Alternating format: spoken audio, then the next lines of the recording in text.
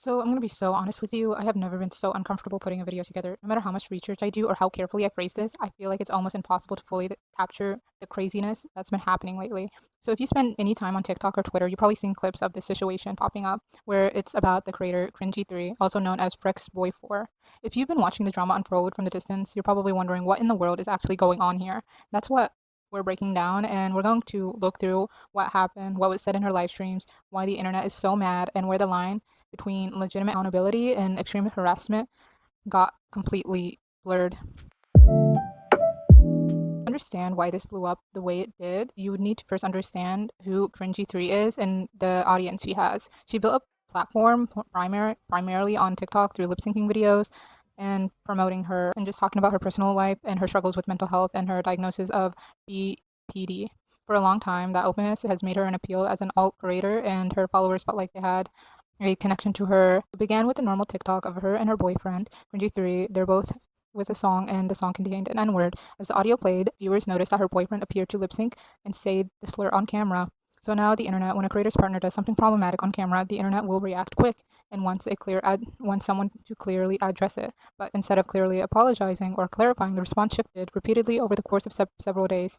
So her defense. When comments were first asking about the video, and her initial defense was to claim that she had given him the pass. So why did this fail?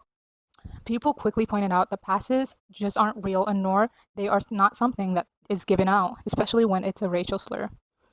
The complete denial. So she has been completely denying of this happening in the first place, seeing that the first explanation wasn't working. She shifted and doubled down that he never said the word or mouthed it in the first place, despite what viewers say they saw in the video.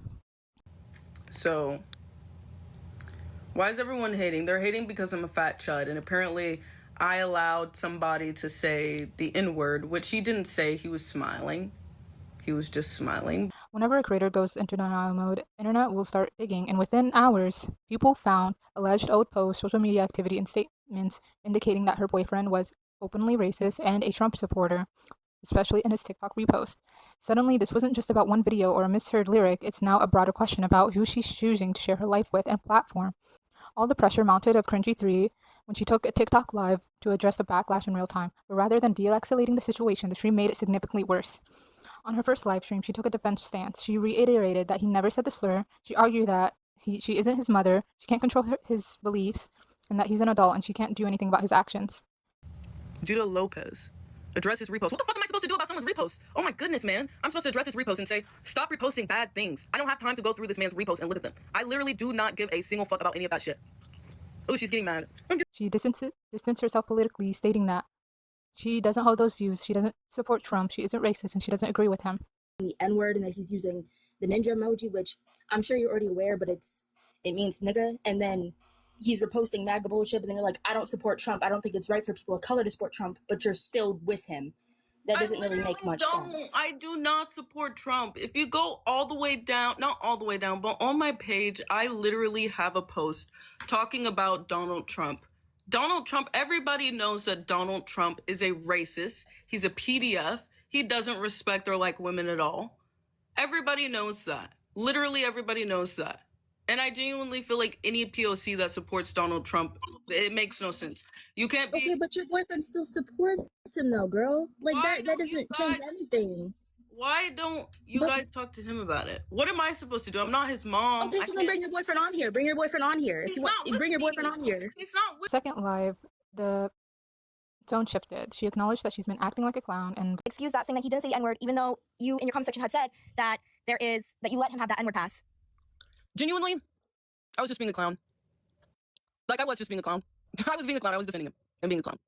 Okay. Blamed her defense and behavior on a new medication she's been on, and that it had bad side effects, and that she alleges that that might have been why her reaction has been like that.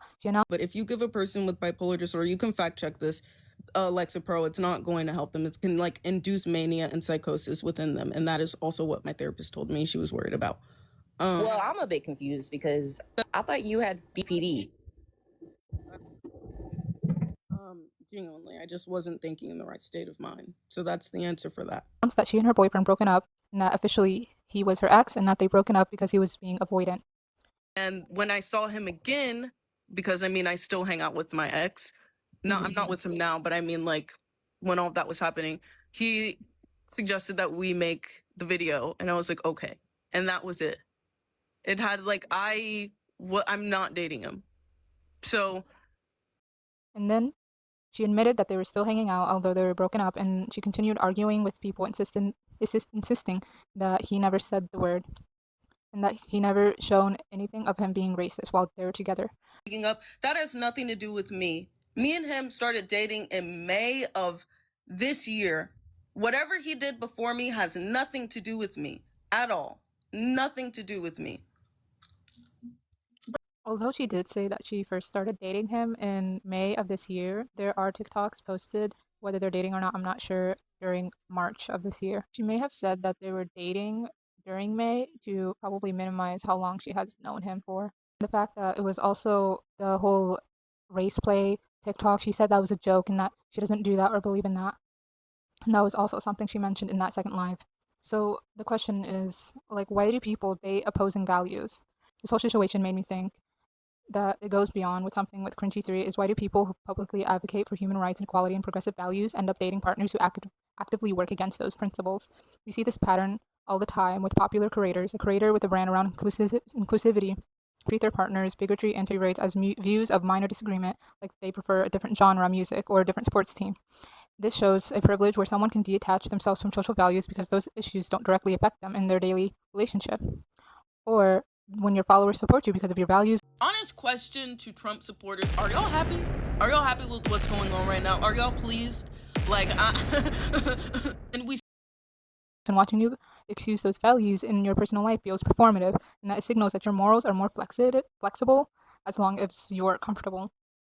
She also posted multiple statements on her stories, like this one saying, calling me racial slurs defeats the whole point, accusing him of saying slurs while I sit on his lap. Please spend some time offline and seek help. It's parasocial and weird. Everyone on Twitter is miserable, and if you come to my page with that, you will be blocked. Y'all hate seeing a happy interracial couple. And then there's another one where it says, I want to clear something up. The video was misunderstood. He was not saying the word. It was part of a song and he was smiling, lip syncing along. But I understand why people had questions about it. When I first defended him, I was speaking from knowing the context from the person involved, not because I support anyone using the words that are harmful or disrespectful. I hear why people were upset, and I'm not trying to dismiss that. What I don't think is okay is people calling me racist, using racial slurs towards me, or sending death threats. Based on assumptions or about my character, accountability and harassment are not the same thing. Now, having said all this, we need to talk about what happened next, because the internet reaction quickly spiraled into something completely indefensible. While there is normal reactions and people making good arguments, and I agree, holding creators accountable for hypocrisy is valid and pointing out the flaws and her logic is valid, but within days there are comments, tweets that are just pure hostile. People began dropping slurs against her and her DMs and comments. The backlash escalated with people sending death threats, or even in her live comments telling her to jump off the bridge or do it. I don't. Nearest bridge. I don't know any bridges. I would have to go on Google Maps to see. I don't know where any bridges are where I live, so. My bad. This dark pattern of modern commentary culture, valid criticism, becomes weaponized into fear for all mob mentality where people feel justified acting monstrously under a banner of accountability.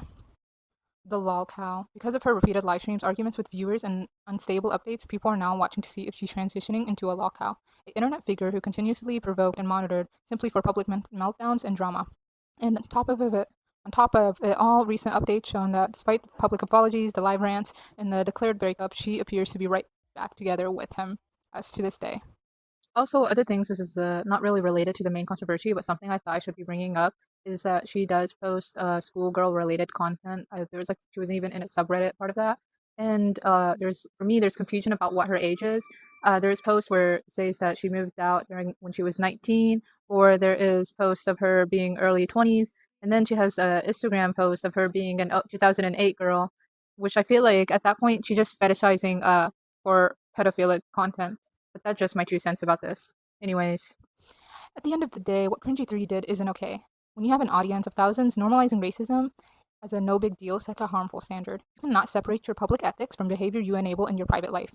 But at the same time, telling someone to end their life, bombarding them with slurs is never justice. It just turns a serious conversation about morals into a toxic spectator sport. So, what do you guys think about this whole situation? Where do you guys draw the line with holding someone accountable and then stepping into harassment? Let me know your thoughts in the comments below, and let me know if there's anything I might have missed, or if there's new information that came out. Thank you for watching. Bye!